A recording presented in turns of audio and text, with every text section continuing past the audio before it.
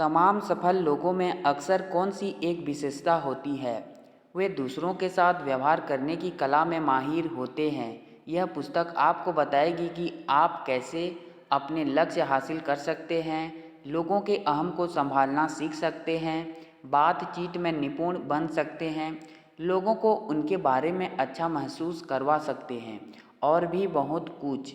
लोगों के साथ सही व्यवहार घर और व्यापार में सफलता तथा आनंद के लिए एक आवश्यक तत्व है।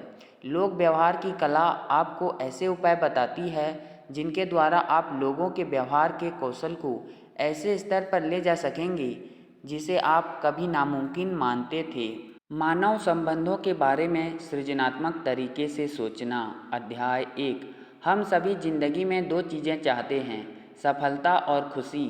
हम सभी अलग अलग हैं। सफलता की आपकी परिभाषा मेरी परिभाषा से अलग है, लेकिन अगर हम सफल और खुश होना चाहते हैं तो हम सभी को एक बड़े घटक से निपटना सीखना होता है। समूची सफलता और खुशी का एक आम घटक है दूसरे लोग। बहुत से वैज्ञानिक अध्ययनों में यह साबित हो चुका है कि यदि आप दूसरों के साथ व्यवहार करने का तरीका सीख लेते हैं तो आप कारोबार, पेशे या व्यवसाय में सफलता की राह पर 85% आगे पहुंच जाते हैं और व्यक्तिगत खुशी की राह पर आप 99% आगे पहुंच जाते हैं। सिर्फ मिलजुल कर रहना ही जवाब नहीं है, महत्वपूर्ण तो लोगों के साथ पेश आने का ऐसा तरीका है जिससे हमें व्यक्तिगत संतुष्टि भी मिले और दूसरों का अहम भी आहत न हो। मानव संबंध लोगों से इस तरह व्यवहार करने का विज्ञान है कि हमारे और उनके दोनों के अहम सही सलामत रहे। यह दोनों के साथ हिल मिलकर चलने का एकमात्र तरीका है जिससे सच्ची सफलता व संतुष्टि मिलती है या कभी मिली है। जीवन में 90% लोग इसलिए असफल हो जाते हैं क्योंकि वे लोगों के साथ कुशल व्यवहार नहीं कर पाते हैं। अपने चारों ओर देखें, क्या सबसे सफल लोग वे हैं जिनके पास सबसे ज़्यादा दिमाग है या वे जिनमें सबसे ज़्यादा योग्यता है? जो लोग सबसे खुश हैं और जीवन का सबसे ज़्यादा आनंद लेते हैं, क्या वे आपकी जान पहचान के दूसरे लोगों से ज़्यादा चतुर हैं? जरा ठहर कर एक पल सोचें। संभावना इस बात की है कि आपकी जान पहचान के सबसे सफल और जीवन का सबसे ज़्यादा आनंद लेने वाले लोग वही हैं जो लोगों के साथ व्यवहार में माहिर हैं। आपके व्यक्तित्व की समस्याएं दूसरे लोगों से जुड़ी समस्याएं हैं। आज करोड़ों लोग हैं जो संकोची हैं, शर्मीले हैं और सामाजिक स्थिति में असहज अनुभव करते हैं। वे हीन महसूस करते हैं और उन्हें कभी यह एहसास ही नहीं होता कि उनकी असली समस्या मानव संबंधों की समस्या है। यह बात उनके दिमाग में आती ही नहीं कि इंसान के रूप में वे इसलिए असफल हैं क्योंकि वे दरअसल लोगों के साथ सफलतापूर्वक व्यवहार करने में असफल हैं।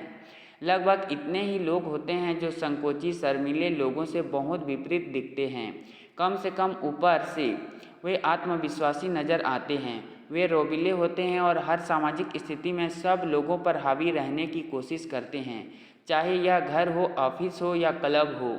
लेकिन उन्हें भी किसी चीज़ की कमी का एहसास होता है।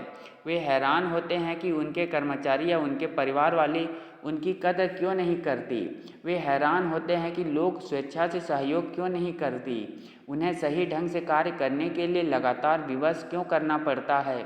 और सबसे बढ़कर आत्म साक्षात्कार के सच्चे पलों में उन्हें यह एहसास होता है कि जिन लोगों को प्रभावित करने के लिए वे सबसे ज़्यादा आतुर हैं, उनसे उन्हें वह अनुमोदन या स्वीकृति कभी नहीं मिलती है जिसके लिए वे लालायित हैं। वे सहयोग, वफादारी और मित्रता को ज़बरदस्ती हासिल करने की कोशिश करते हैं, अपने काम कराने के लिए लोगों को मजबूर करने की कोशिश करते हैं, लेकिन वे उस एक चीज़ को ज़बरदस्ती नहीं ले सकते जिसे वे सबसे ज़्यादा चाहते हैं। वे लोगों को खुद को पसंद करने के लिए मजबूर नहीं कर सकते। उनकी यह हसरत इसलिए कभी पूरी नहीं हो पाती क्योंकि वे लोगों के साथ व्यवहार करने की कला में पारंगत नहीं हैं। चाहे हम इस बात को पसंद करें या न करें, लोग संसार में हमेशा रहेंगे। आधुनिक संसार में हम दूसरे लोगों के बिना कोई सफलता या खुशी हासिल नहीं कर सकते। सबसे सफल डॉक्टर, वकील या सेल्स पर्सन हमेशा वह नहीं होता जो सबसे ज़्यादा बुद्धिमान या सबसे ज़्यादा कुशल है। सबसे सुखी पति पत्नी वे नहीं होते जो सबसे ज़्यादा आकर्षक हैं। किसी भी क्षेत्र में सफल लोगों को देख लें, वहाँ आपको एक ऐसा शख्स मिलेगा जो लोगों के साथ व्यवहार करने की कला में माहिर है। एक ऐसा शख्स जिसे दूसरों के साथ व्यवहार का तरीका आता है। मानव संबंधों में योग्यता भी किसी अन्य क्षेत्र में योग्यता हासिल करने जैसी है। यहाँ भी सफलता कुछ बुनियादी सिद्धांतों को समझने और उनमें माहिर बनने पर निर्भर होती है। आपको सिर्फ यही पता नहीं होना चाहिए कि क्या करना है, बल्कि यह भी पता होना चाहिए कि आप इसे क्यों कर रहे हैं। जहाँ तक बुनियादी सिद्धांतों का सवाल है, सभी लोग एक जैसे होते हैं, लेकिन आपसे मिलने वाला हर व्यक्ति अलग होता है। यदि आप हर व्यक्ति से सफलतापूर्वक व्यवहार करने के लिए अलग अलग पैंतरा सीखने की कोशिश करेंगे, तो यह नामुमकिन है। आप ऐसा कभी कर ही नहीं सकती। लोगों को प्रभावित करना चालाकी नहीं, बल्कि एक कला है। जब आप सतही मशीनी अंदाज में चालें चलते हैं, तो आप वही सब करते हैं जो व्यवहार के तरीके में माहिर व्यक्ति करता है। लेकिन यह तरीके आपके लिए कारगर नहीं होते, जबकि उसके लिए होते हैं। इस पुस्तक का उद्देश्य आपको मानव स्वभाव की समझ देना है। लोग उस तरह काम क्यों करते हैं जिस तरह वे करते हैं। इस पुस्तक में बताई गई तकनीकों का परीक्षण मेरे मानव संबंध गोष्ठियों में हिस्सा लेने वाले हजारों लोगों पर किया गया है। ये सिर्फ मेरे प्रिय विचार ही नहीं हैं कि आपको लोगों के साथ किस तरह व्यवहार करना चाहिए। ये तो ऐसे विचार हैं जो इस परीक्षण में खरे उतरे हैं कि आपको लोगों के साथ अनिवार्यतः कैसा व्यवहार करना चाहिए, बशर्ते आप उनके साथ सुखद संबंध बनाना चाहें और साथ ही अपनी मनचाही चीज़ भी पाना चाहें। हाँ, हम सभी सफलता और खुशी चाहते हैं। वह ज़माना गुजर गया है, बशर्ते यह कभी रहा हो, जब आप अपने लक्ष्य हासिल करने के लिए लोगों को मजबूर कर सकते थे कि वे आपको अपनी मनचाही चीज़ दे दें। भीख मांगना भी बेहतर नहीं है, क्योंकि उससे किसी के मन में उस व्यक्ति के प्रति कोई सम्मान या मदद करने की इच्छा नहीं होती जो लगातार दंडवत झुकता है, हाथ पसार कर घूमता है और दूसरे लोगों से खुद को पसंद करने की भीख मांगता है। आप जीवन से जो चाहते हैं वह पाने का सफल तरीका लोगों के साथ व्यवहार में योग्यता हासिल करना है। आगे पढ़ने पर आप जान जाएंगे कि कैसे। अध्याय 2, मानव अहम को समझना। अहम अपने स्वामी के लिए बहुत कीमती होता है, इसलिए इंसान जिस भी चीज़ या व्यक्ति को अपने अहम के लिए जोखिम मानता है, उससे अपनी रक्षा के लिए बहुत आगे तक जा सकता है। इसी वजह से अहंकार शब्द का अर्थ नकारात्मक होता है। अहंकार के दूसरे पहलू पर गौर करें। अगर इसकी वजह से लोग मूर्खतापूर्ण, अतार्किक और विनाशकारी चीज़ें करते हैं, तो इसी की बदौलत वे महान और नायकों जैसी काम भी कर सकते हैं। आखिर यह अहंकार क्या है? संपादक और मानवतावादी एडवर्ड वोक ने कहा था कि संसार जिसे अहंकार और दंभ कहता है, वह दरअसल इंसान में भरी नई दैवीय चिंगारी है, और जिन लोगों ने अपने भीतर की दैवीय चिंगारी सुलगा ली है, सिर्फ वही आज तक महान काम कर पाए हैं। आप इसे चाहे तो जो भी नाम देना चाहें, मानव, गरिमा, व्यक्तित्व या अनूठापन, हर व्यक्ति के हृदय की गहराई में कोई ऐसी चीज़ होती है जो महत्वपूर्ण है और सम्मान की मांग करती है। हर इंसान का व्यक्तित्व खास और अनूठा होता है। इंसान की सबसे शक्तिशाली प्रेरणा यह होती है कि वह सभी शत्रुओं के खिलाफ इस महत्वपूर्ण चीज़ की रक्षा करे। इसलिए आप लोगों से मशीनों, संख्याओं या भीड़ जैसा व्यवहार करके बच नहीं सकती। व्यक्तिगत महत्व से इंसानों को वंचित रखने का हर प्रयास नाकाम रहा है। यह सेनाओं और जेलों से ज़्यादा शक्तिशाली है। यह उन जमींदारों से ज़्यादा शक्तिशाली साबित हुई जिन्होंने लोगों को दास बनाने की कोशिश की। यह हिटलर की सेनाओं से ज़्यादा शक्तिशाली साबित हुई और इसने स्वाधीनों की भूमि के लिए मंच तैयार कर दिया।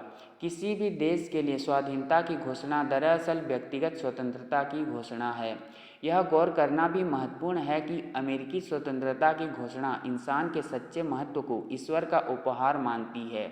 हम इस सत्य को स्वप्रमाणित मानते हैं कि सभी इंसानों को उनके सृजनहार ने निश्चित हस्तांतरित अधिकार दिए हैं। यह पुस्तक धर्म के बारे में नहीं है, लेकिन अंततः आप धर्म और मानव संबंधों को अलग नहीं कर सकती।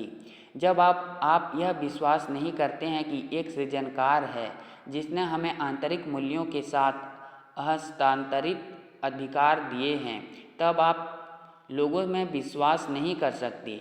हेनरी काइसर ने कहा था कि आप स्वतः ही अच्छे मानवीय संबंधों का अभ्यास करने लगेंगे यदि आप यह याद रखें कि हर व्यक्ति इसलिए महत्वपूर्ण है क्योंकि वह ईश्वर की संतान है। यह आत्मगौरव का एकमात्र सच्चा आधार भी है।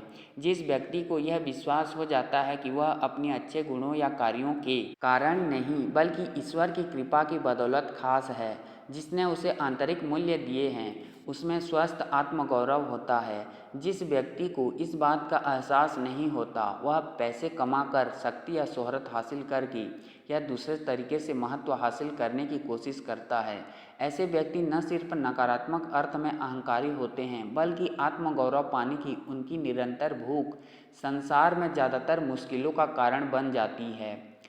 जीवन के 4 तथ्य जिन्हें आपको अपने हृदय पर अमिट रूप से अंकित कर लेना चाहिए। हम सभी अहंकारी होते हैं। हमारी खुद में जितनी ज़्यादा रुचि होती है उतनी किसी दूसरी चीज़ में नहीं होती। जिस भी व्यक्ति से आप मिलते हैं वह महत्वपूर्ण महसूस करना चाहता है और ख़ास समझना चाहता है। हर व्यक्ति में दूसरों से अनुमोदन की ललक होती है ताकि वह खुद का अनुमोदन कर सके। हम सब अहं के भूखे हैं। जब यह अहम कमोबेश संतुष्ट होता है तभी हम खुद को भूल पाते हैं, खुद पर से ज़्यादा ध्यान हटा पाते हैं और किसी दूसरी चीज़ में लगा पाते हैं। जिन्होंने खुद को पसंद करना सीख लिया है, सिर्फ वही दूसरों के साथ उदार और दोस्ताना हो सकते हैं। कौन सी चीज़ लोगों को स्वकेंद्रित और घमंडी बनाती है? हम सोचते थे कि अहंकारी व्यक्ति के साथ परेशानी यह थी कि वह अपने बारे में बहुत ऊंचा सोचता था। हम सोचते थे कि अगर वह अपने उच्च आत्मगौरव से निजात पा ले तो उसका इलाज हो जाएगा। व्यवहार में मुश्किल इन लोगों के आत्मगौरव को थोड़ा कम करने के लिए जिन पुराने तरीकों का इस्तेमाल किया गया वे कभी कारगर नहीं रहे। उनका परिणाम बस यही निकला कि सामने वाला ज़्यादा शत्रुतापूर्ण हो गया और उसका अहम पहले से भी ज़्यादा संवेदनशील हो गया। ये तरीके कभी कारगर नहीं रहे। इसका कारण सरल है। अब हम बिना किसी संदेह के यह बात जान गए हैं कि आत्मकेंद्रित अहंकारी व्यक्ति आत्मगौरव की अति के कारण कष्ट नहीं उठा रहा है, बल्कि आत्मगौरव की भारी कमी के कारण कष्ट उठा रहा है। यदि आपके खुद के साथ अच्छे संबंध हैं तो आपके दूसरों के साथ भी अच्छे संबंध होंगे। जब कोई व्यक्ति खुद को बेहतर पसंद करने लगता है तो वह दूसरों को भी बेहतर पसंद कर सकता है। एक बार जब वह खुद के बारे में सुखद असंतुष्टि दुखद से उबर जाता है तो वह दूसरों के प्रति कम आलोचनात्मक और ज़्यादा सहनशील हो जाता है। अहम की भूख उतनी ही सर्वव्यापी और स्वाभाविक होती है जितनी कि भोजन की भूख। अहम का आहार ही उसी उद्देश्य की पूर्ति करता है जो भोजन शरीर के लिए करता है। आत्मरक्षा शरीर को जिंदा रखने के लिए भोजन की जरूरत होती है। इसी तरह अहम या हर व्यक्ति की अनूठी व्यक्तित्व को सम्मान, अनुमोदन और उपलब्धि के एहसास की जरूरत होती है। भूखा अहम ओछा अहम होता है। अहम की तुलना पेट से करने पर यह काफ़ी स्पष्ट हो जाता है कि लोग उस तरह काम क्यों करते हैं जिस तरह वे करते हैं। जो इंसान हर दिन 3 बार अच्छा भोजन करता है वह अपने पेट के बारे में बहुत कम सोचेगा। लेकिन अगर कोई 1-2 दिन सचमुच भूखा रहे तो उसका पूरा व्यक्तित्व बदल जाएगा। वह ज़्यादा आलोचनात्मक बन जाता है, वह किसी भी चीज़ से खुश नहीं होती है और वह लोगों पर भड़क उठता है। उसे यह बताने से कोई फ़ायदा नहीं होता कि उसकी समस्या यह है कि वह पेट के बारे में अति चेतन है और उसे अपना ध्यान पेट से हटा लेना चाहिए। उसके इलाज का सिर्फ एक तरीका है, बचाव के लिए प्रकृति की मांग को पूरा करना। प्रकृति ने हर प्राणी में एक सहज बोध भरा है जो कहता है आप और आपकी बुनियादी ज़रूरतें सबसे पहले आती है। इसलिए जब तक उसकी भूख शांत नहीं होती तब तक कि वह किसी दूसरी चीज़ पर ध्यान नहीं दे पाएगा। आत्म केंद्रित व्यक्ति के मामले में भी काफ़ी कुछ ऐसा ही होता है। स्वस्थ व्यक्तित्व के लिए स्व स्वीकृति और स्व अनुमोदन की निश्चित मात्रा की जरूरत होती है। किसी स्व केंद्रित व्यक्ति को फटकारने और अपना दिमाग खुद से दूर हटाने को कहने से कोई फ़ायदा नहीं होता। वह अपना ध्यान खुद से दूर तब तक नहीं हटा सकता जब तक कि उसकी अहम की भूख संतुष्ट न हो जाए। सिर्फ तभी वह अपना ध्यान खुद से दूर हटा पाएगा और इसे काम पर, दूसरे लोगों पर या दीगर जरूरी चीज़ों पर लगा पाएगा। जब आत्मगौरव का स्तर ऊंचा होता है तो लोगों के साथ तालमेल बैठाना आसान होता है। उस वक्त लोग खुशमिजाज, उदार और सहिष्णु होते हैं। वे दूसरों के विचार सुनने के लिए तैयार होते हैं। उनकी बुनियादी आवश्यकताएं पूरी हो चुकी है, इसलिए अब वे दूसरों की आवश्यकताओं के बारे में सोच सकते हैं। उनका खुद का व्यक्तित्व इतना शक्तिशाली और सुरक्षित हो चुका है कि वे जोखिम लेने के लिए तैयार रहते हैं। वे कभी कभार गलत होने और अपनी गलती मानना बर्दाश्त कर सकते हैं। वे अपनी आलोचना या तिरस्कार को सहजता से लेते हैं, क्योंकि इससे उनके आत्मगौरव में सिर्फ एक छोटी सी खरोंच ही लगेगी और इसके बावजूद उनके पास बहुत सारा आत्मगौरव बचा रहेगा। सभी लोग जानते हैं कि अधीनस्थों की तुलना में शिखर पर बैठे इंसान से व्यवहार करना आमतौर पर ज़्यादा आसान होता है। प्रथम विश्व युद्ध के दौरान एक सैनिक ने चिल्लाकर कहा, उस कमबख्त माचिस को बुझाओ, लेकिन उसे तब शर्मिंदगी झेलनी पड़ी जब उसने देखा कि माचिस दरअसल जनरल ब्लैक जैक पर्सिंग ने जलाई थी। जब उसने बुदबुदाकर माफ़ी मांगी तो जनरल पार्सिंग ने उसकी पीठ थपथपाकर कहा, बस इस बात की खुशी मनाओ कि मैं सेकंड लेफ्टिनेंट नहीं हूँ। छोटा बनने के लिए आपको खुद को नीचे करना होता है। जब आत्मगौरव का स्तर कम होता है तो मुश्किलें आसानी से हावी हो जाती है। आत्मगौरव बहुत ज़्यादा नीचे होने पर लगभग हर चीज़ जोखिम बन सकती है। ऐसे व्यक्ति को एक आलोचनात्मक निगाह या एक कटु शब्द तबाह कर सकता है। जो संवेदनशील व्यक्ति सहज सामान्य टिप्पणी में भी कोई ताना या दोहरा अर्थ देख लेते हैं, वे कम आत्मगौरव से पीड़ित हैं।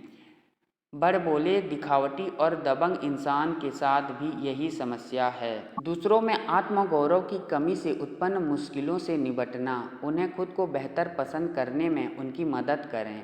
जब कोई घमंडी व्यक्ति आपको अपनी औकात दिखाने की कोशिश करता है तो आप दो चीज़ें याद करके उसके व्यवहार को समझ सकते हैं। सबसे पहले, उसे अपने खुद के स्व महत्व को बढ़ाने की सख्त ज़रूरत है और वह आपको नीचे गिराकर यही करना चाहता है। दूसरे, वह डरा हुआ है। उसके आत्मगौरव का स्तर इतना कम है कि आपका एक चुभता हुआ वाक्य इसे पूरी तरह धराशायी कर देगा। हालांकि उसे पक्का यकीन नहीं है कि आप उसके आत्म महत्व पर निशाना साधेंगे, लेकिन फिर भी वह यह जोखिम लेना गवारा नहीं कर सकता। वह इसी एकमात्र सुरक्षित रणनीति का इस्तेमाल कर सकता है कि उसकी असलियत आप पर उजागर होने से पहले ही वह आपको नीचे गिरा दे। उसे नीचे गिराने की कोशिश करके मुश्किलों को न बढ़ाएं। तानों चुभाने वाली टिप्पणियों और बहस करने से बचें। अगर आप जीत गए तो आत्मगौरव का उसका निचला स्तर पहले से भी नीचे लुढ़क जाएगा और इस वजह से उसके साथ व्यवहार करना पहले से भी ज़्यादा मुश्किल हो जाएगा। इसके बजाय उसके भूखे अहम को पोषण दें, शेर को मेमने में बदल दें, फिर वह आप पर गुर्राना और झपटना बंद कर देगा। यह नीति सिर्फ मुश्किल लोगों पर ही नहीं बल्कि हर एक पर काम करती है।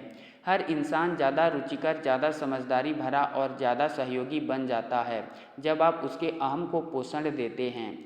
झूठी चापलूसी से नहीं बल्कि सच्ची प्रशंसा से। जिन लोगों से आप व्यवहार करते हैं उनमें अच्छी बातों की तलाश करें, ऐसी बातें जिनकी आप प्रशंसा कर सकें। हर दिन कम से कम 5 सच्ची प्रशंसाएं करने की आदत डालें और देखें कि दूसरों के साथ आपके संबंध कितने सुचारू बन जाएंगे। दूसरों की मदद करें ताकि वे खुद को ज़्यादा पसंद कर सकें। श्रेष्ठता या कृपा दिखाने के अंदाज में ऐसा करने की कोशिश न करें। अगर आपने ऐसा किया तो आपकी श्रेष्ठता के दंभ से वे शत्रु बन जाएंगी। मानव संबंधों का पहला नियम है, लोग काफ़ी हद तक अपने खुद के अहम को बढ़ाने के लिए ही काम करते हैं या इसी प्रयास में विफल हो जाते हैं। जब आप किसी को एक निश्चित तरीके से काम करने के लिए राजी करने की कोशिश कर रहे हों और तर्क नाकाम हो जाए तो उसके अहम को बढ़ाने वाला कारण आजमाएं। दूसरों को आपकी मदद करने का एक व्यक्तिगत कारण दें। कुछ समय पहले मैं एक शहर गया था जहां एक राष्ट्रीय सम्मेलन आयोजित हो रहा था। अप्रत्याशित कारोबारी गतिविधियों की वजह से मुझे रात वहीं बितानी पड़ी। कोई रिजर्वेशन न होने की वजह से मैं एक होटल में गया जहां मैं प्राय रुकता था।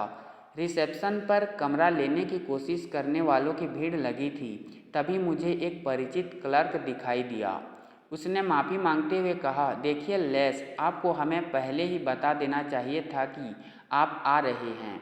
मैं इन परिस्थितियों में आपके लिए कुछ नहीं कर सकता। मैंने जवाब दिया, ऐसा लगता है कि हमारे सामने एक समस्या है, लेकिन मैं जानता हूँ कि अगर इस शहर में कोई व्यक्ति इस समस्या का समाधान खोज सकता है तो वह आप ही हैं।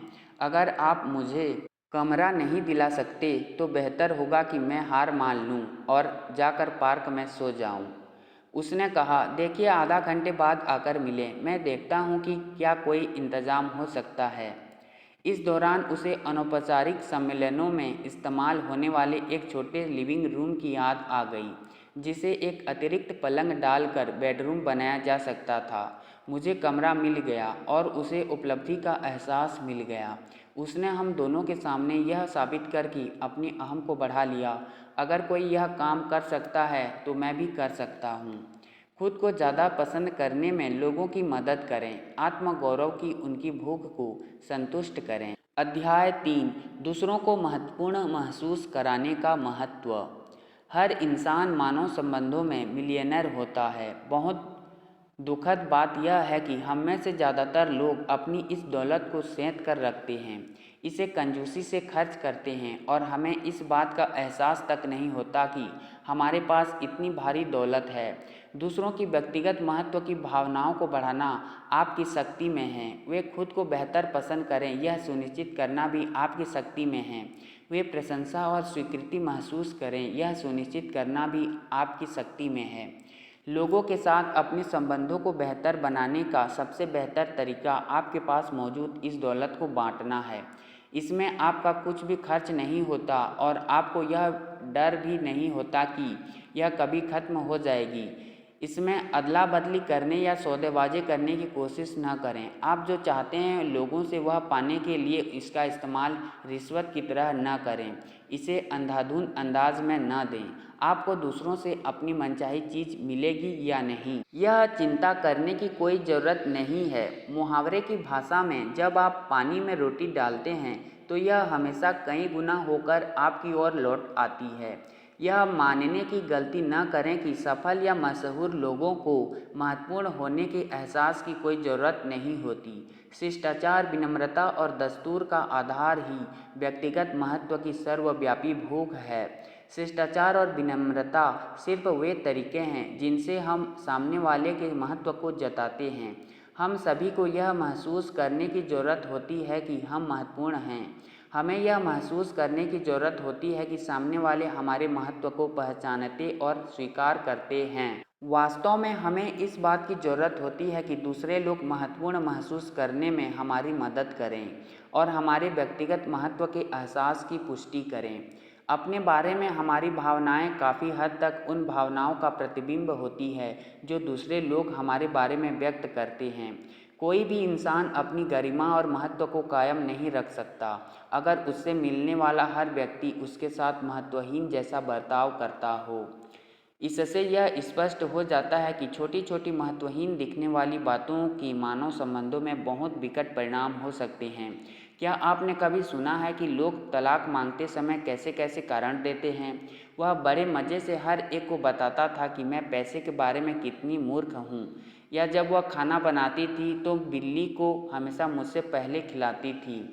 ये छोटी छोटी चीज़ें हैं, लेकिन इन्हें दोहराने से सामने वाले व्यक्ति को यह संदेश मिलता है, मैं नहीं सोचता कि आप बहुत महत्वपूर्ण हैं। याद रखें, किसी विस्फोट को शुरू करने के लिए सिर्फ एक छोटी सी चिंगारी की ज़रूरत होती है। आप जो छोटी छोटी चीज़ें करते हैं उनसे प्रतिक्रियाओं की श्रृंखला शुरू हो सकती है। आपको सामने वाले व्यक्ति को मान्यता देनी चाहिए। दूसरे देशों के साथ कूटनीतिक संबंधों में सरकारें किसी दूसरे देश को मान्यता देने की बात करती है या उन्हें मान्यता देती है। दूसरों के साथ हमारे कूटनीतिक संबंधों में हम भी इससे सबक ले सकते हैं। कर्मचारियों में असंतुष्टि के मुख्य कारण ये हैं: सुझावों के लिए श्रेय देने में असफलता, शिकायतें दूर करने की असफलता, प्रोत्साहित करने की असफलता, दूसरों के सामने कर्मचारियों की आलोचना करना। कर्मचारियों की राय मांगने की असफलता, कर्मचारियों को उनकी प्रगति की जानकारी देने की असफलता। 7वां, पक्षपात। गौर करें कि इनमें से हर बिंदु का संबंध कर्मचारी के महत्व को पहचानने की असफलता से जुड़ा है। दूसरों को महत्वपूर्ण महसूस कराने के 4 तरीके ये हैं। पहला, दूसरे लोगों को महत्वपूर्ण मानें। पहले नियम पर अमल करना सबसे आसान है। बस अपने मन में यह दृढ़ विश्वास रखें कि दूसरे लोग महत्वपूर्ण हैं।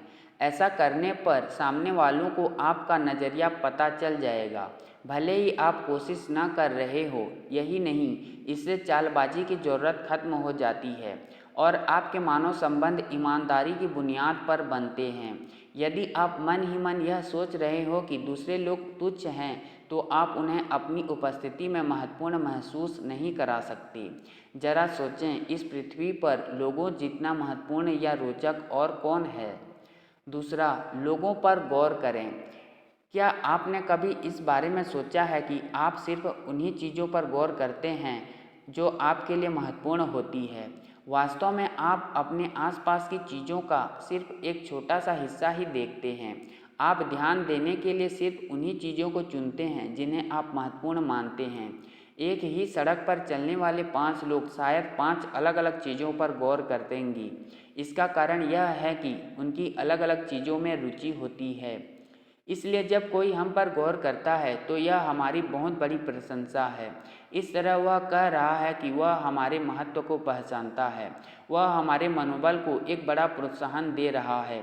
परिणाम यह होता है कि हम ज़्यादा दोस्ताना और ज़्यादा सहयोगी बन जाते हैं और ज़्यादा कड़ी मेहनत करते हैं। किसी समूह से व्यवहार करते समय यह न भूलें, समूह के हर व्यक्ति को मान्यता देने की कोशिश करें। तीसरा, लोगों से प्रतिस्पर्धा न करें। इसके लिए थोड़े अनुशासन की ज़रूरत होती है, क्योंकि आप भी इंसान हैं और हर व्यक्ति की तरह आप भी महत्वपूर्ण महसूस करना चाहते हैं। आपको खुद पर नज़र रखनी चाहिए कि कहीं यह इच्छा उल्टी न पड़ जाए। बुनियादी तथ्य यह है कि हर व्यक्ति महत्वपूर्ण महसूस करना चाहता है। हर व्यक्ति यह महसूस करना चाहता है कि दूसरे उसके महत्व को पहचान रहे हैं। मानव स्वभाव का यह गुण अपने आप में तटस्थ है। आप इसका इस्तेमाल अपने लाभ या हानि के लिए कर सकते हैं। जिस तरह आप चाकू से अपनी ब्रेड पर बटर लगा सकते हैं या अपना गला काट सकते हैं।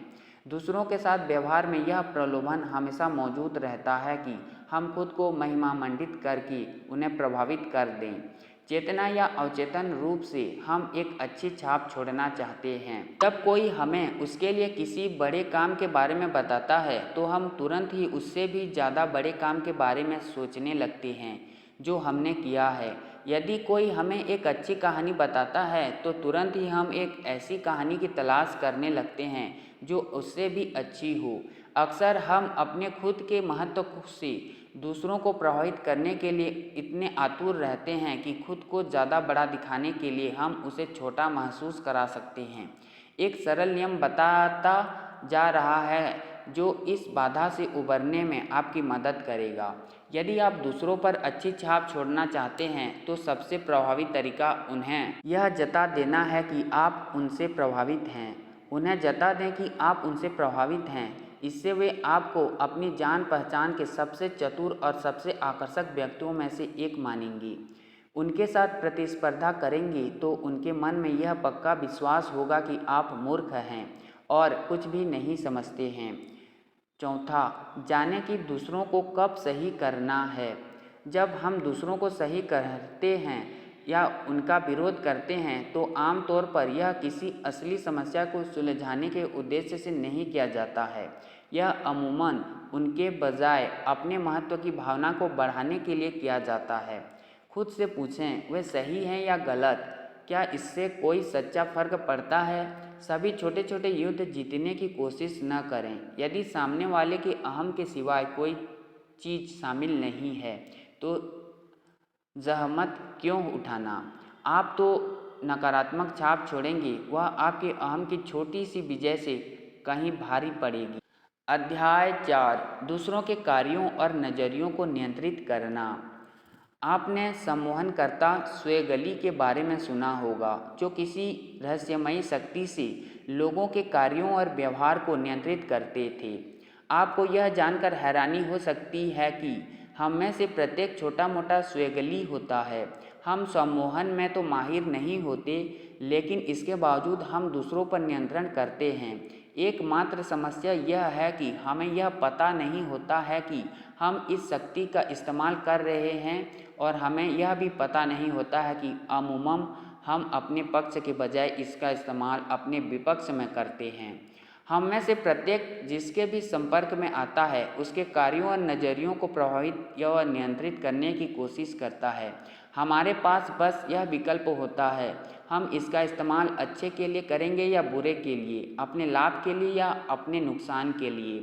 आपको यह जानकर हैरानी हो सकती है कि जब भी कोई आपके साथ अशिष्टतापूर्ण बर्ताव किया या अतार्किक ढंग से काम करता है, तो हो सकता है कि उसे आपने ही आमंत्रित किया हो। आपको वही नज़रिया अपनाना चाहिए जो आप दूसरों में देखना चाहते हैं। लोग दूसरों के नज़रियों और कार्य पर वैसी ही प्रतिक्रिया करते हैं। इस सिद्धांत पर अमल करने से आपको आश्चर्यजनक परिणाम मिलने हैं। हर व्यक्ति सही चीज़ करना चाहता है। जीवन में हमारे सामने जो मंच तैयार होता है उसी के अनुरूप हम अपनी भूमिका निभाते हैं। हमारे मन में एक अचेतन आकांक्षा यह रहती है कि हम अपने बारे में दूसरों की राय के अनुरूप अच्छे या बुरे बने। लोग व्यवहार में हम दूसरों के व्यवहार में अपने खुद के नज़रिए की झलक देखते हैं। ऐसा लगता है मानो हम किसी दर्पण के सामने खड़े हों। जब हम मुस्कुराते हैं तो आईने वाला भी मुस्कुराता है।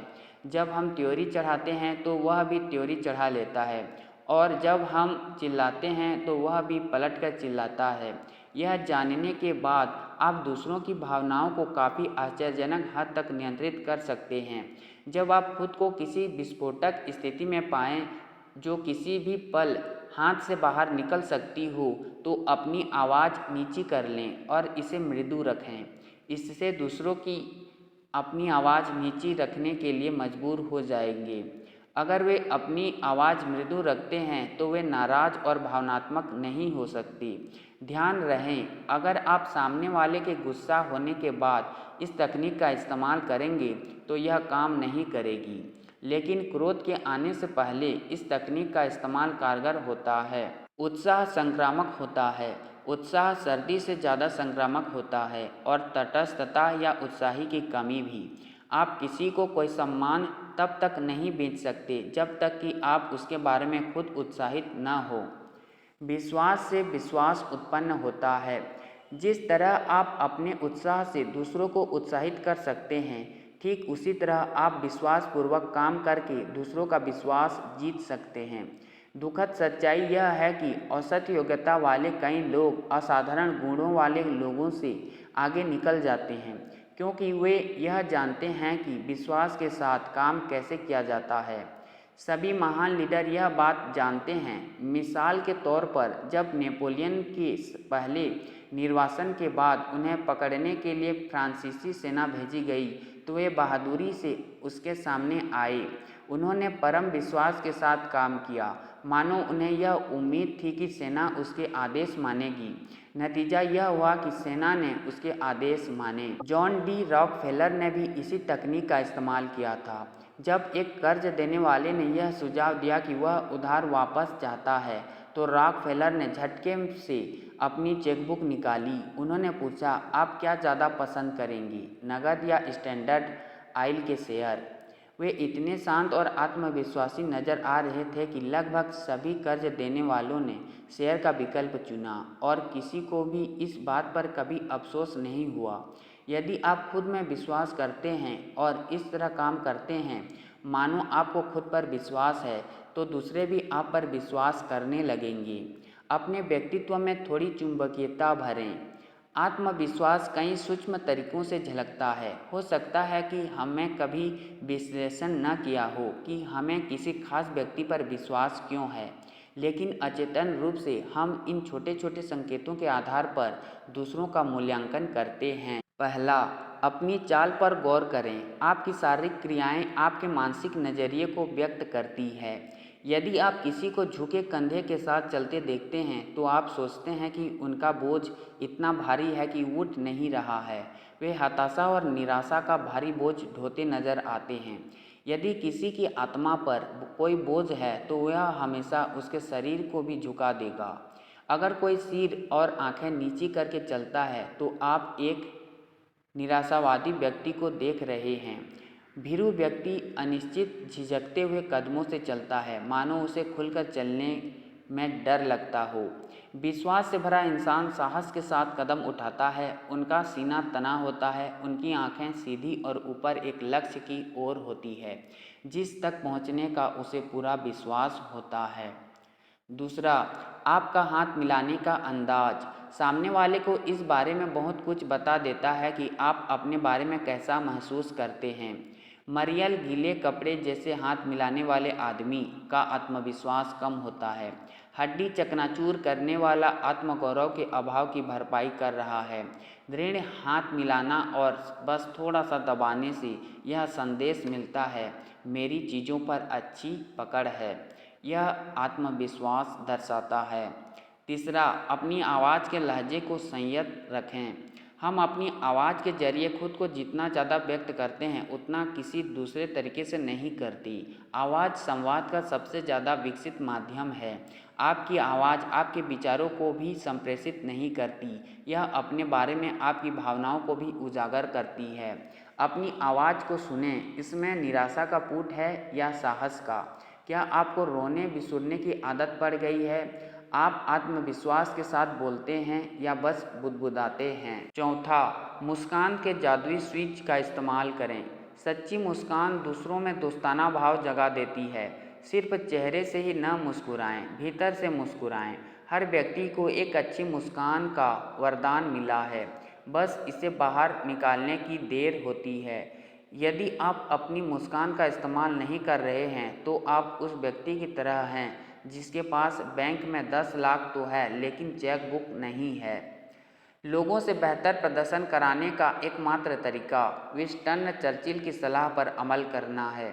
मैंने पाया है कि यदि आप किसी व्यक्ति को कोई गुण हासिल करते देखना चाहते हैं तो इसका सर्वश्रेष्ठ तरीका उस पर वह गुण चिपकाना है। दूसरों को जता दें कि आप उन पर भरोसा करते हैं और वे भरोसेमंद बन जाएंगे। जो लोग दूसरों को बेहतर बनाने की कोशिश में उसे शर्मिंदा करते हैं, धमकाते हैं या सलाह देते हैं कि उन्हें क्या करना चाहिए, वे शायद ही कभी सफल होते हैं। अक्सर वे मामले को बदतर बना देते हैं। कोई भी पूरी तरह अच्छा या बुरा नहीं होता। हम सभी के व्यक्तित्व के अलग अलग पहलू होते हैं। हम जो पहलू पेश करते हैं वह वही होता है जो दूसरे हमारे अंदर से बाहर निकालते हैं। दूसरों के अच्छे और उदार पहलू को बाहर निकालने के लिए संवाद और मनोविज्ञान का इस्तेमाल करें। आज ही एक उत्साही, आत्मविश्वासी नज़रिया और अंदाज विकसित करना शुरू करें। खुलकर बोलें, अपनी मुद्रा पर गौर करें, अपना सिर उठाकर चलें, आत्मविश्वास भरे कदमों से चलें, मानो आप किसी महत्वपूर्ण जगह पर जा रहे हो। अध्याय 5, एक अच्छा प्रभाव छोड़ना। हम जिस अंदाज में दूसरों की ओर जाते हैं, हमारे शुरुआती शब्द और कार्य लगभग हमेशा पूरी मुलाकात का माहौल तय कर देते हैं। आप दूसरों के कार्यों और नज़रियों को काफ़ी हद तक नियंत्रित कर सकते हैं, बशर्ते आप उसी अंदाज में बातचीत शुरू करें जिस पर आप इसे ख़त्म करना चाहते हैं। यदि आप कारोबार पर बातचीत कर रहे हैं तो कारोबारी अंदाज में शुरुआत करें। यदि आप अनौपचारिक बनना चाहते हैं तो अनौपचारिक अंदाज में शुरुआत करें। दूसरे उसी अनुरूप व्यवहार करेंगे। आपने जो मंच बनाया है उस पर वे अपनी भूमिका निभाएंगे। जब भी आप दूसरों से पेश आते हैं तो हर बार आप एक मंच बना रहे हैं। यदि आप कॉमेडी के लिए मंच तैयार करते हैं तो गंभीर न बने। यदि आप स्ट्रेटजी के लिए मंच तैयार करते हैं तो दूसरों से चंचलता की उम्मीद न करें। यह बस सफल नहीं हुआ। हम किसी सम्मेलन या इंटरव्यू के बारे में बोलते हैं जो हमारे मनचाहे तरीके से नहीं हुआ। लगभग हमेशा इसका कारण यह होता है कि हमने इसे गलत अंदाज में शुरू किया था। किसी तरह की बातचीत करने से पहले खुद से पूछें, मैं इससे सचमुच क्या चाहता हूँ, कौन सी मनोदशा रहनी चाहिए। फिर वह माहौल बनाएं जिससे मंच तय होगा।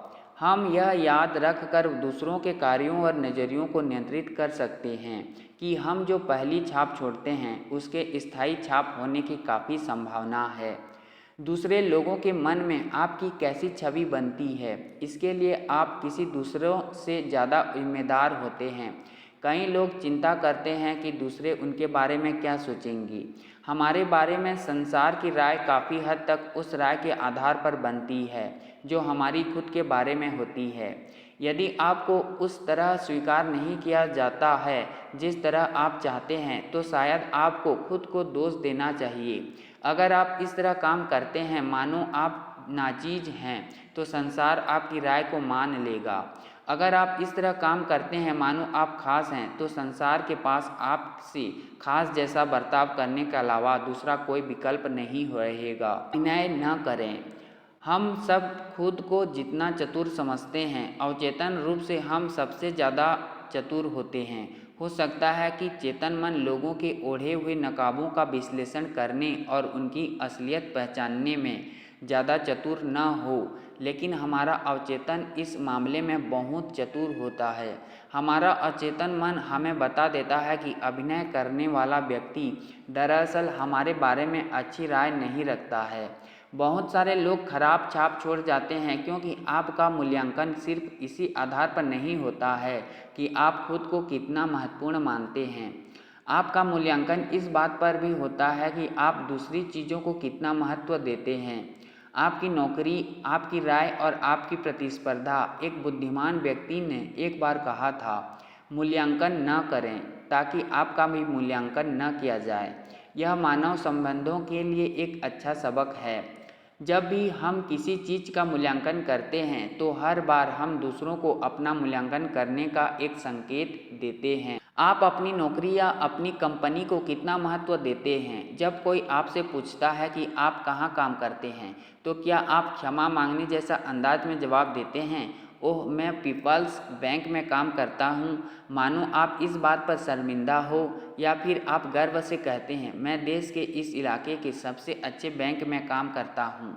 यदि आप दूसरा जवाब देते हैं तो लोग आपको ज़्यादा महत्वपूर्ण मानेंगे। यदि आप यह एहसास देते हैं कि आपकी कंपनी या आपके बारे में कोई दूसरी चीज़ ज़्यादा महत्वपूर्ण नहीं है, तो दूसरे लोग सोचेंगे कि आप भी ज़्यादा महत्वपूर्ण नहीं हो सकती।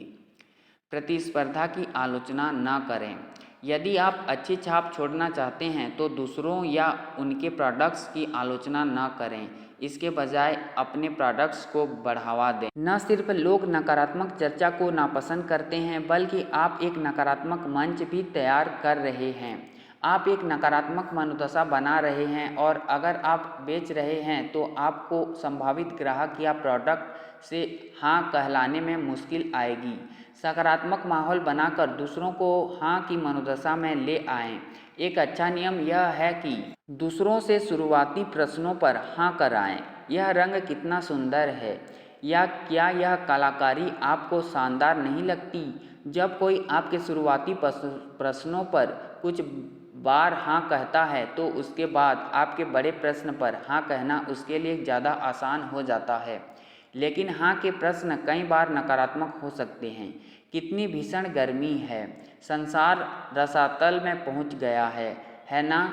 ऐसे प्रश्नों पर हाँ का जवाब तो मिलता है, लेकिन मनोदशा नकारात्मक हो जाती है। निराशावादी उदास लोग आमतौर पर सावधान और झिझकने वाले होते हैं। खुशमिजाज आशावादी लोग प्रोडक्ट और विचार खरीदते हैं। वे ज़्यादा उदार होते हैं, विस्तार करने और जोखिम लेने से ज़्यादा इच्छुक होते हैं। ऐसे प्रश्न न पूछें या निर्देश जारी न करें जिनसे यह संकेत मिलता हो कि आपको मुश्किल अंदेशा है। ऐसे सवाल पूछें जो जवाब का भूमिका बना देते हैं। मुझे यकीन है कि यह आपको पसंद है ना? यह ना पूछें, क्या आपको यह पसंद है? प्रश्न पूछते वक्त अपना सिर सकारात्मक अंदाज में हिलाएं।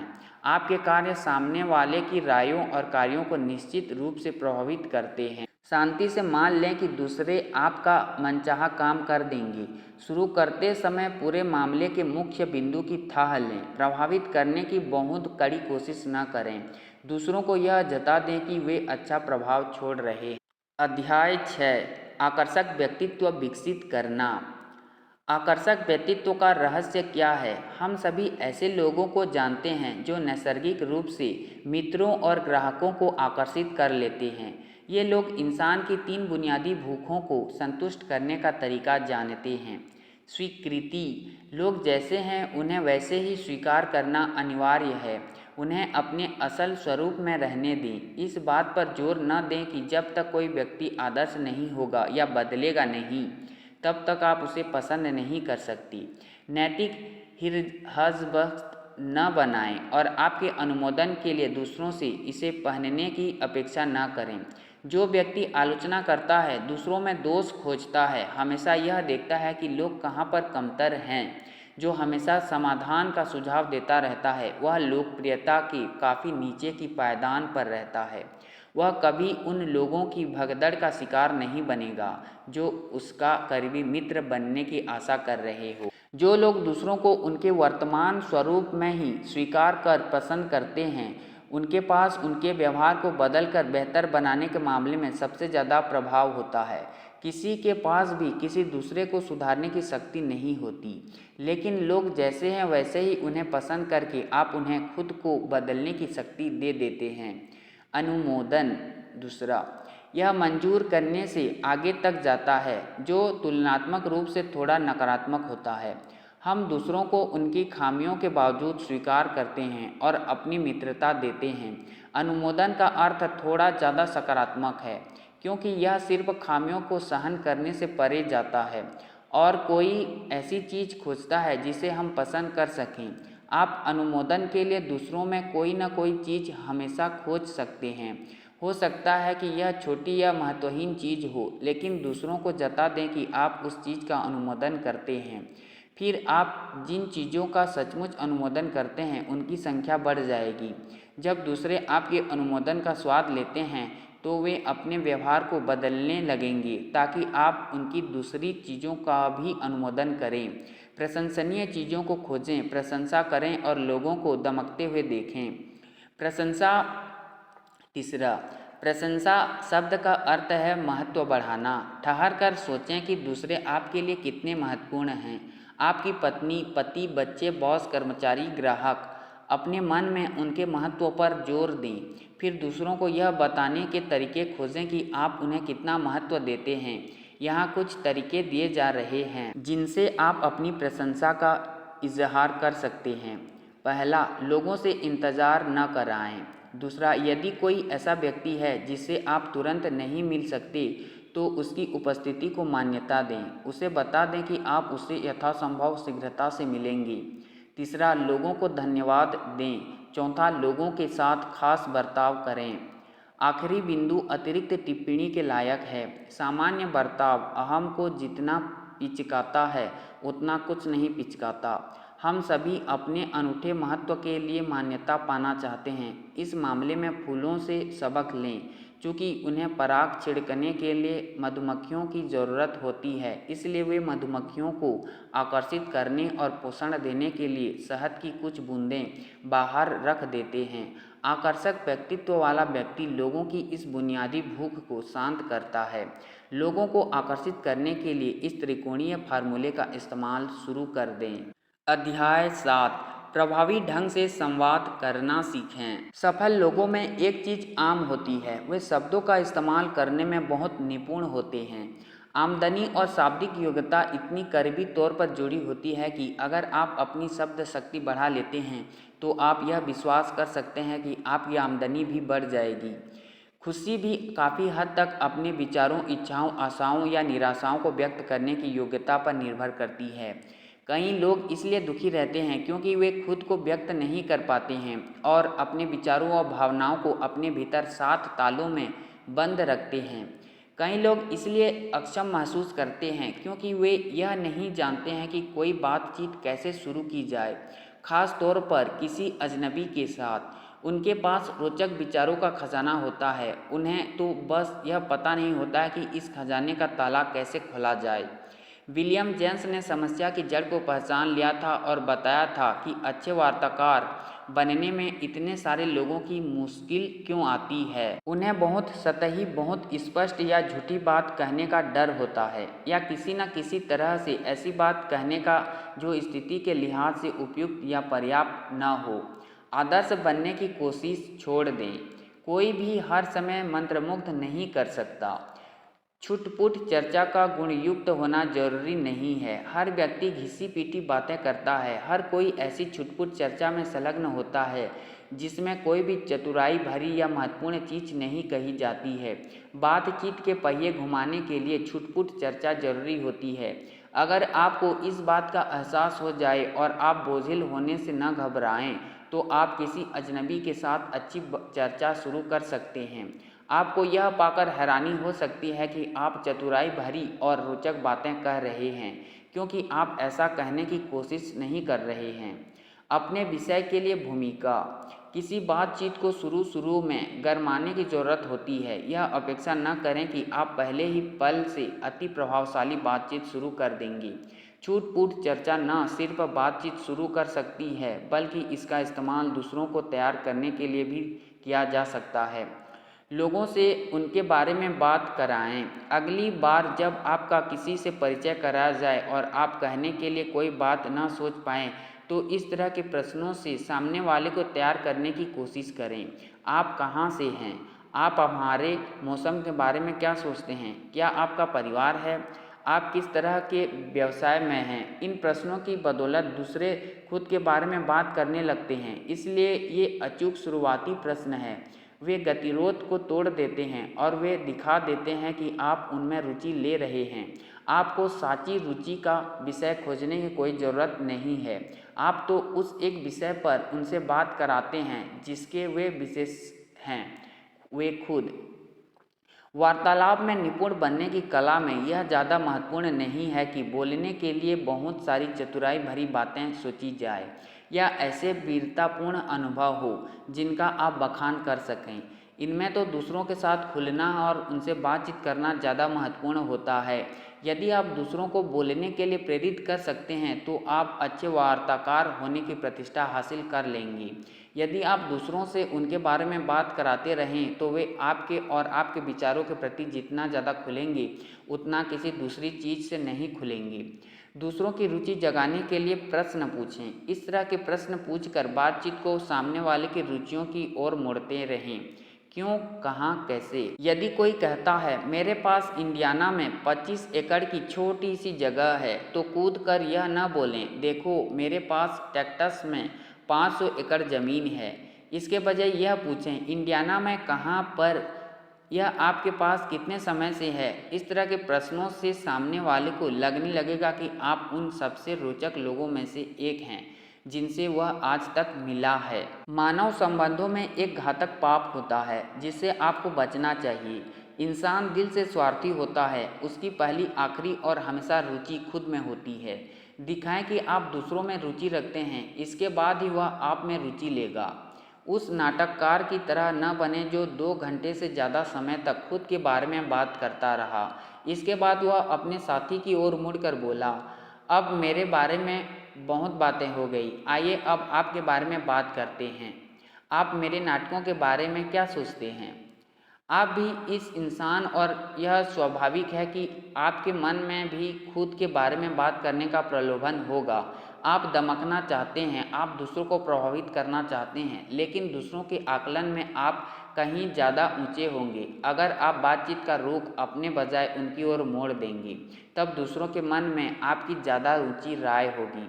खुद से पूछें, इस स्थिति में मैं क्या चाहता हूँ? क्या आप अपने अहम को बढ़ाना चाहते हैं, या फिर आप सामने वाले व्यक्ति का अनुमोदन, व्यवसाय, अनुमति या सद्भाव चाहते हैं? यदि आप सिर्फ अपने अहम को फुलाना चाहते हैं, तो पूरी तरह से अपने बारे में बात करें, लेकिन बातचीत से इसके अलावा किसी दूसरी चीज़ के मिलने की उम्मीद न करें। सार्वजनिक वक्ता खुद के बारे में बोलते हैं, लेकिन इन लोगों को ऐसा करने के लिए आमंत्रित किया जाता है और उनके श्रोता बंधक नहीं होती, बल्कि स्वेच्छा से आते हैं। जब तक कि आपने कोई हॉल किराए पर न लिया हो और पहले से विज्ञापन न किया हो, तब तक आपके श्रोताओं के पास यह जानने का कोई तरीका नहीं होगा कि वे आपके कारनामों के बारे में सुनने के लिए मजबूर होने वाले हैं। जब आपको आमंत्रित किया जाता है और पूछा जाता है, तभी खुद के बारे में बात करें। यदि दूसरों की रुचि होगी तो वे पूछ लेंगे, फिर अपने बारे में थोड़ी बात करें, लेकिन इसकी अति न करें। प्रश्न पूछें और चर्चा का रुख दोबारा उनकी ओर मोड़ दें। मैं भी तकनीक का इस्तेमाल करें। जब खुद को बातचीत में लाने का एक और सही समय तब होता है जब आप सामने वाले व्यक्ति को अपने बारे में कोई ऐसी चीज़ बता सकें जो उसकी कही बात से जुड़ी हो या आपके बीच जुड़ाव का बंधन बनाती हो। अगर कोई कहता है मैं देहात में पला बड़ा हूँ और आप कहते हैं मैं भी, और अपने अनुभव के बारे में थोड़ा बताते हैं, तो इससे वह ज़्यादा महत्वपूर्ण महसूस करता है। बंधन जोड़ने वाली बातचीत में अपना जिक्र करना दूसरों के लिए प्रशंसापूर्ण होता है।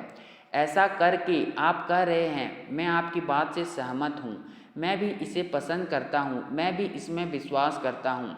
आपके या आपके अतीत के बारे में जो भी चीज़ें दूसरों के समान होती है, उससे उन्हें आपको पसंद करने में मदद मिलेगी। हम उन लोगों को पसंद करते हैं जो हमसे सहमत लेते हैं। हम उन लोगों को नापसंद करते हैं जो हमसे असहमत होते हैं। जो लोग असहमत होते हैं वे हमारे आत्मगौरव के लिए संभावित जोखिम होते हैं।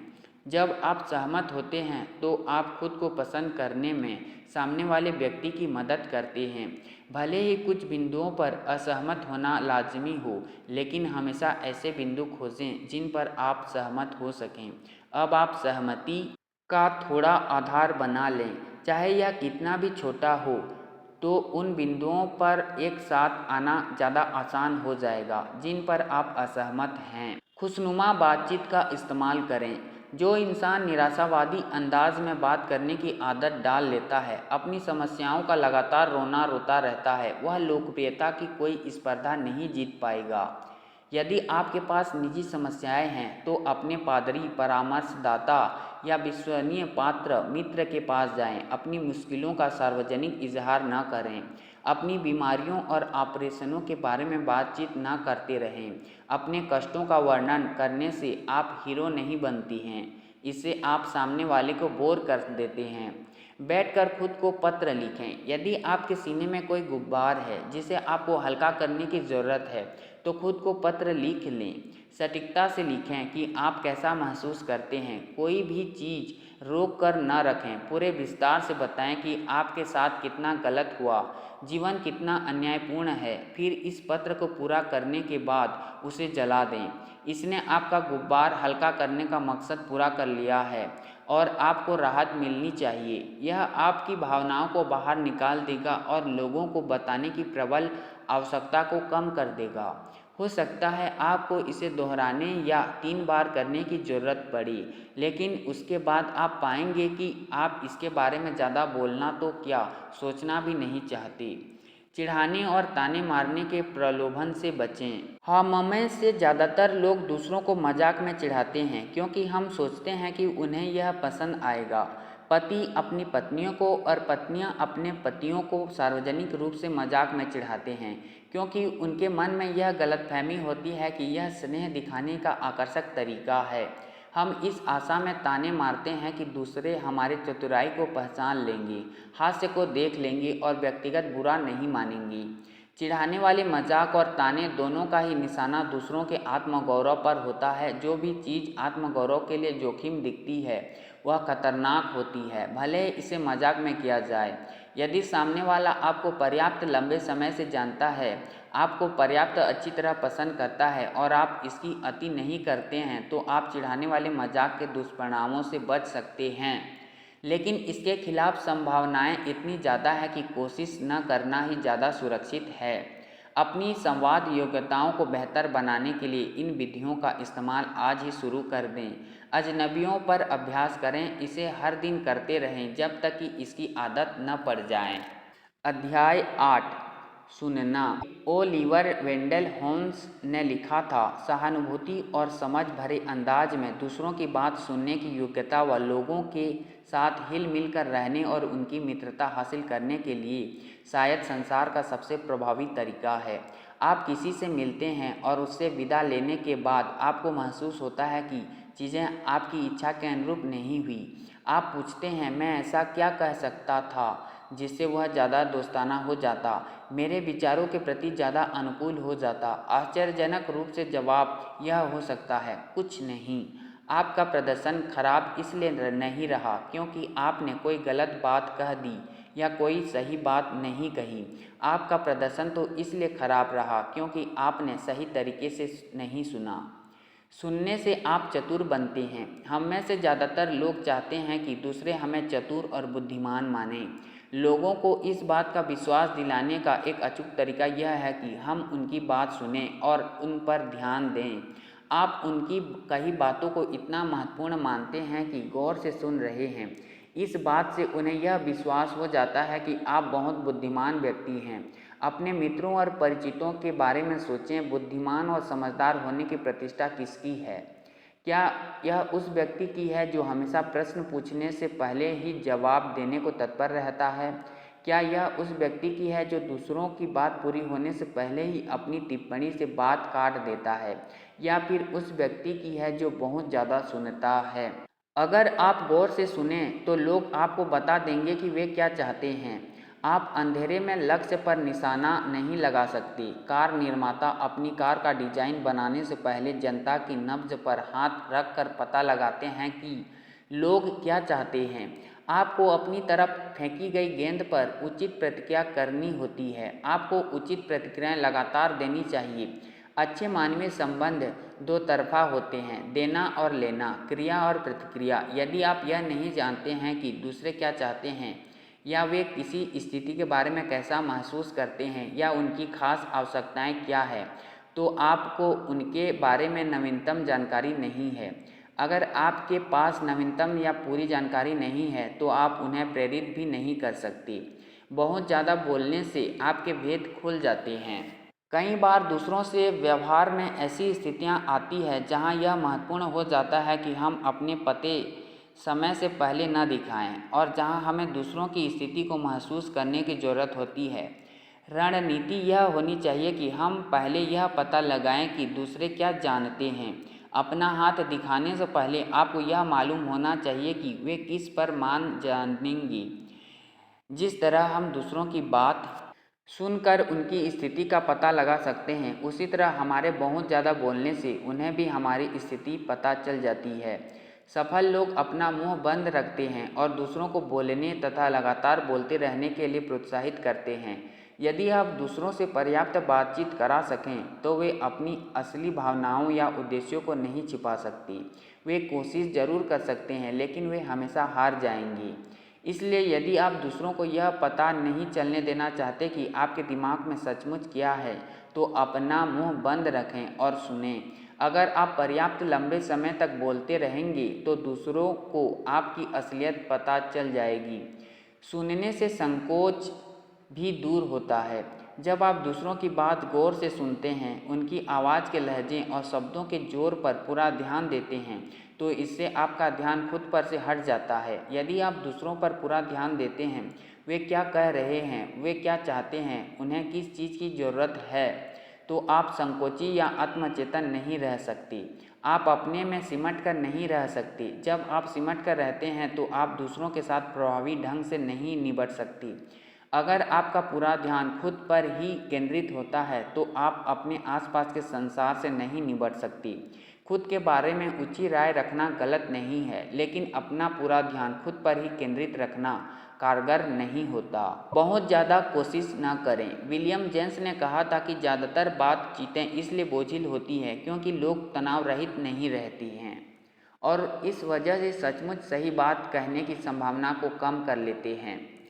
लोगों के साथ प्रभावी ढंग से पेश आने के लिए आपको यह जानना होता है कि लोग क्या चाहते हैं, उन्हें किस चीज़ की ज़रूरत है और वे कौन हैं। आपको गौर से, सहानुभूति से और धैर्य से सुनना चाहिए। आप किसी को जो सर्वोच्च सम्मान या प्रशंसा दे सकते हैं वह है उसकी बात ध्यान से सुनना। ऐसा करके आप उसके आत्मगौरव को बढ़ा देते हैं, क्योंकि हर व्यक्ति यह सोचना पसंद करता है कि उसके पास कहने को ऐसा कुछ है जो सुनने लायक है। आप किसी के अहम को चिपकाने वाली जो चीज़ें कर सकते हैं उनमें से एक उसकी बात सुनने से पहले ही उसे झटक देना है। लोग यह पसंद करते हैं कि उन पर ध्यान दिया जाए। सुनने की कला का अभ्यास करें। बोलने वाले की तरफ देखें। जो लोग सुनने लायक होते हैं वे देखने लायक भी होते हैं। वे जो कह रहे हैं उस पर ध्यान केंद्रित करने से भी मदद मिलती है। दूसरा, गहरी रुचि लेते रह दिखें। यदि आप सहमत हैं तो अपना सिर हिलाएं। यदि वे कोई कहानी बताते हैं तो मुस्कुराएं। सामने वाले के संकेतों पर प्रतिक्रिया करें। तीसरा, सामने वाले की तरफ झुकें। क्या आपने कभी इस बात पर गौर किया है कि आप रोचक वक्ता की ओर झुकने और नीरस वक्ता से दूर झुकने की प्रवृत्ति रखते हैं? चौथा, प्रश्न पूछें। इससे लोगों को पता चल जाता है कि आप अब भी सुन रहे हैं। पांचवा, बाधा न डालें, इसके बजाय ज़्यादा जानकारी मांगें।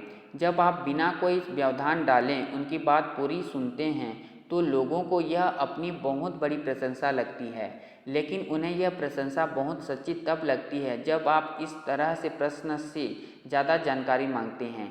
क्या आप आखिरी बिंदु को विस्तार से समझा सकते हैं? छठवां, वक्ता के विषय पर केंद्रित रहें। विषय न बदलें, चाहे आप किसी खास विषय पर पहुंचने के लिए कितने ही आतुर हो। सातवां, अपनी बात रखने के लिए वक्ता के शब्दों का इस्तेमाल करें। बताए गए कुछ बिंदुओं को दोहराएं। इससे न सिर्फ यह साबित होता है कि आप सुन रहे हैं, बल्कि इससे आपको बिना विरोध के अपने कुछ विचार रखने का भी मौका मिल जाता है। अपनी खुद की टिप्पणियों से पहले इस तरह की बात कहें जैसा आपने बताया है। अध्याय 9, लोगों को सहमत कराना। हर दिन कोई न कोई स्थिति सामने आती है जहां हमें किसी से अपनी बात मनवाने की ज़रूरत होती है। हमारे जीवन साथी, बच्चों, बॉस, कर्मचारी, ग्राहक, पड़ोसी, मित्र या शत्रु के साथ असहमति आम बात है। हमारी स्वाभाविक प्रतिक्रिया बहस करने की होती है। हमें राजी करने को अपनी स्वाभाविक प्रतिक्रिया बनाना सीखना चाहिए। जब कोई हमारे विचारों का विरोध करता है तो हम इसे अपनी अहम के लिए जोखिम मान लेते हैं। हम भावनात्मक और शत्रुतापूर्ण बन जाते हैं और अपने विचार अपने विरोधी के गले के नीचे उतारने की कोशिश करते हैं। हम अपने तर्कों को बढ़ा चढ़ाकर पेश करते हैं और अपने विरोधी की बातों का मखौल उड़ाते हैं। यह जीतने का तरीका नहीं है। किसी बहस को जीतने का एकमात्र तरीका सामने वाले को उसकी मानसिकता बदलने के लिए राजी करना है। ऐसे तरीके हैं जिनसे दूसरे लोगों को आपके दृष्टिकोण से चीज़ें देखने के लिए प्रेरित किया जा सकता है। कम दबाव ही रहस्य है। इसका संबंध इस पुस्तक की विषय वस्तु से है। अगर आप लोगों पर काबू पाना चाहते हैं तो आपको मानव स्वभाव के खिलाफ काम करने के बजाय इससे अपने पक्ष में काम कराना सीखना होगा। किसी को यह बताएंगे कि उनके विचार मूर्खतापूर्ण है तो वे हमेशा उनकी रक्षा करेंगे। उनके दृष्टिकोण का मखौल उड़ाएंगे तो वे शर्मसार होने से बचने के लिए अपने दृष्टिकोण की रक्षा करेंगे। धमकियों का इस्तेमाल करेंगे तो वे आपके विचारों के खिलाफ अपने दिमाग को बंद कर लेंगे, चाहे वे कितने ही अच्छे क्यों न हो। आत्मरक्षा की भावना सबसे प्रबल सहज भावनाओं में से एक है और इसका अर्थ शरीर के साथ साथ अहम भी है। अपनी सुरक्षा के लिए हमें उन विचारों के बारे में सावधान होना होता है जिन्हें हम स्वीकार करते हैं और जिन पर हम काम करते हैं। हम उन विचारों के खिलाफ अपनी रक्षा करते हैं जिन्हें हम पराया मानते हैं। मित्र हथौड़ा और पत्थर लेकर हमारी ओर नहीं आते हैं, इसलिए जो विचार शत्रु जैसी वेशभूषा में दिखते हैं उन्हें हम अपने कानों में घुसने ही नहीं देते हैं। जब हम विचार बेचने की कोशिश करते हैं तो हमें अचेतन के प्रति आग्रह करना चाहिए, क्योंकि सामने वाला किसी भी विचार को तब तक स्वीकार नहीं करेगा जब तक कि उसका अवचेतन मन उसे स्वीकार न कर लें। इच्छा के विरुद्ध किसी व्यक्ति को कायल करने के बाद भी उसकी राय वही रहती है। उस व्यक्ति का वर्णन है जो अपने चेतन मन से ही सहमत हुआ है। वह होंठ हिलाकर हाँ तो कर रहा है, वह सहमत तो दिख रहा है, लेकिन वह उस विचार पर काम नहीं करेगा। अवचेतन द्वारा किसी विचार को स्वीकार कराने का सिर्फ एक ही तरीका है, सुझाव द्वारा किसी के अवचेतन में कमोबेश गौर किए बिना कोई विचार पहुंचाने की कोशिश करें। आप बहस जीतने में उसी हद तक सफल होंगी जिस हद तक आप अपने विचार सामने वाले के अहम के पार पहुंचाने में सफल होंगी। उसका अहम उसके अवचेतन के द्वार पर पहरा देता है। यदि यह जाग गया तो आपके विचारों को पार नहीं जाने देगा।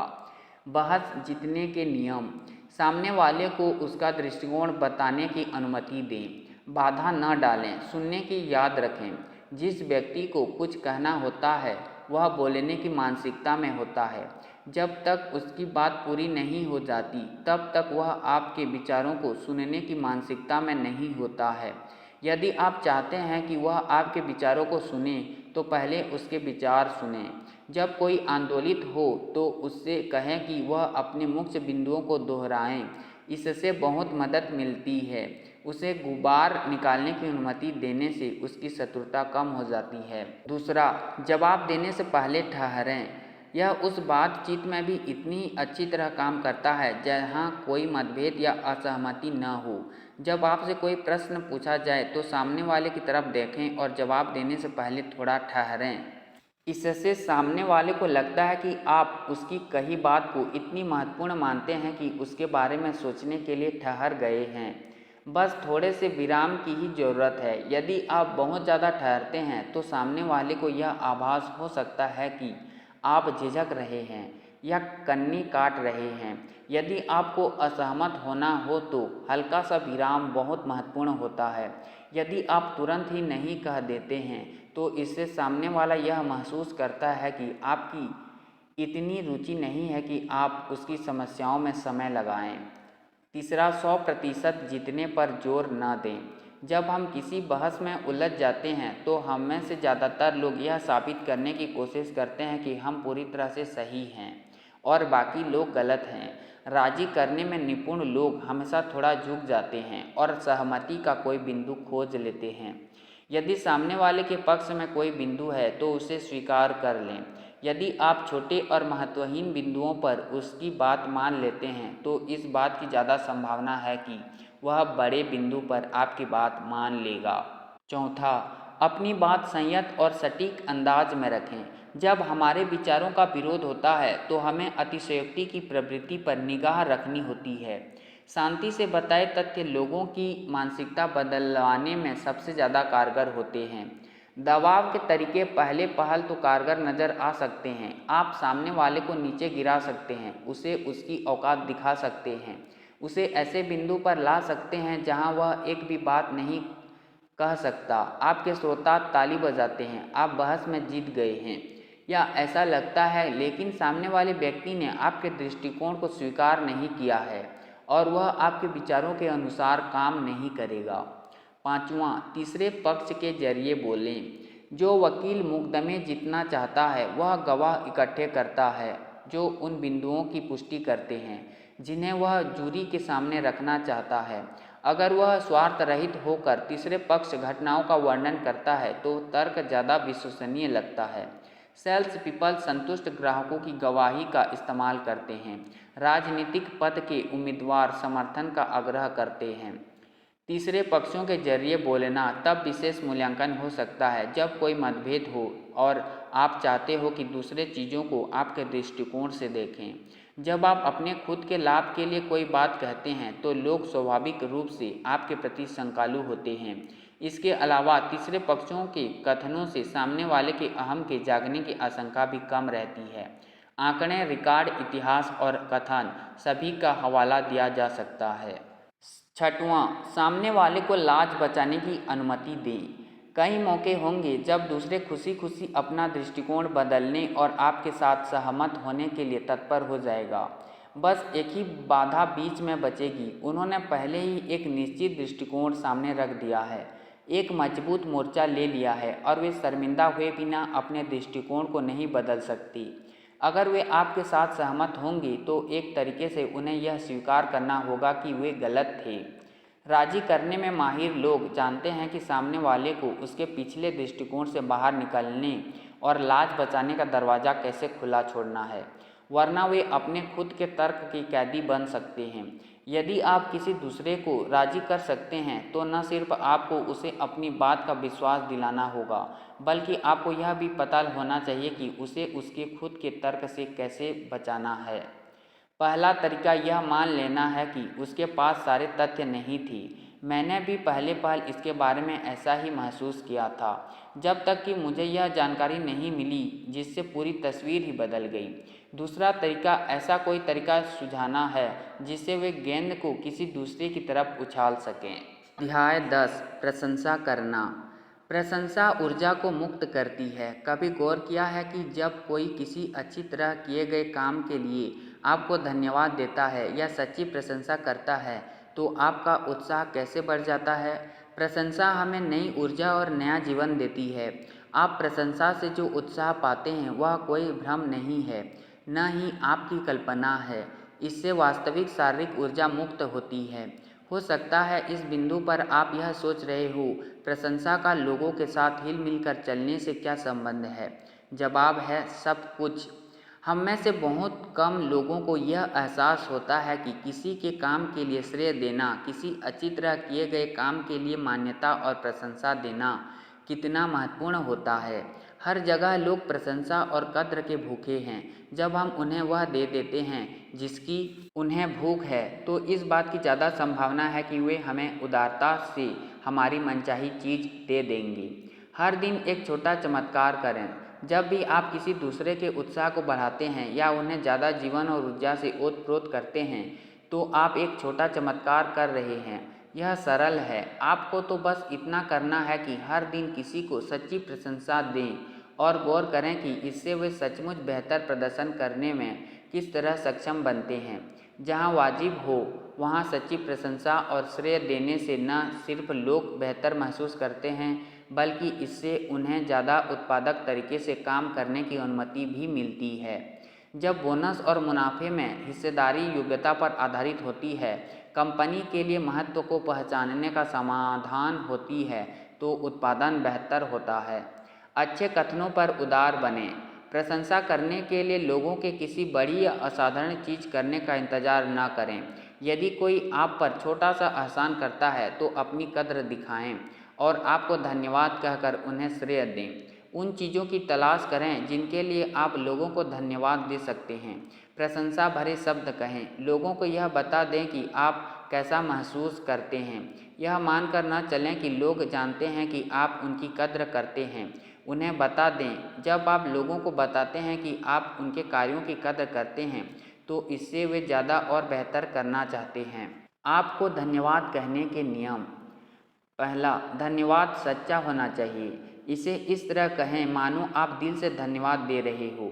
इसमें अर्थ और जीवन भरे। इसे बेरुखा या दस्तूर न बनने दें, इसे खास बनाएं। दूसरा, इसे बुदबुदा कर न कहें, खुलकर बोलें।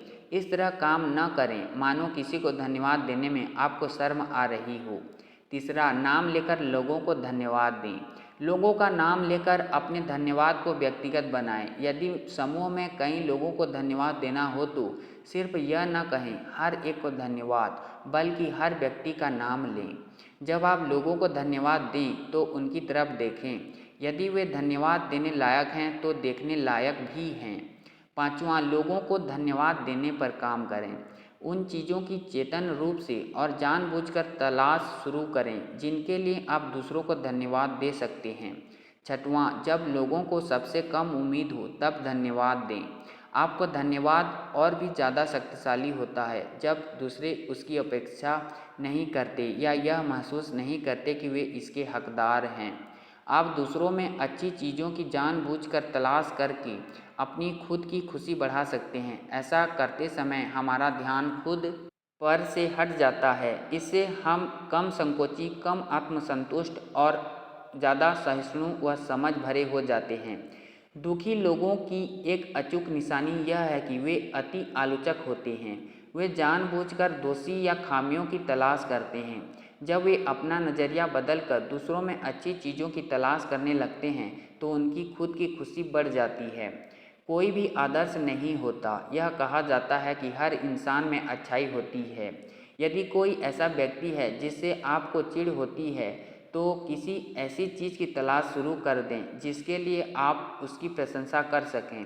यदि वे आपका सिर चबा जाते हैं तो शायद उनके दांत अच्छे हैं, इसलिए उनके दांतों की प्रशंसा करें। प्रशंसा करने के लिए चीज़ों की तलाश करते रहें। इससे न सिर्फ वे बदल जाएंगे बल्कि इससे उनके बारे में आपकी राय भी बदल जाएगी। प्रशंसा देने के महत्वपूर्ण पहलू ये हैं। पहला, यह सच्ची होनी चाहिए। कोई चापलूसी साफ दिख जाती है और इससे कुछ हासिल नहीं होता।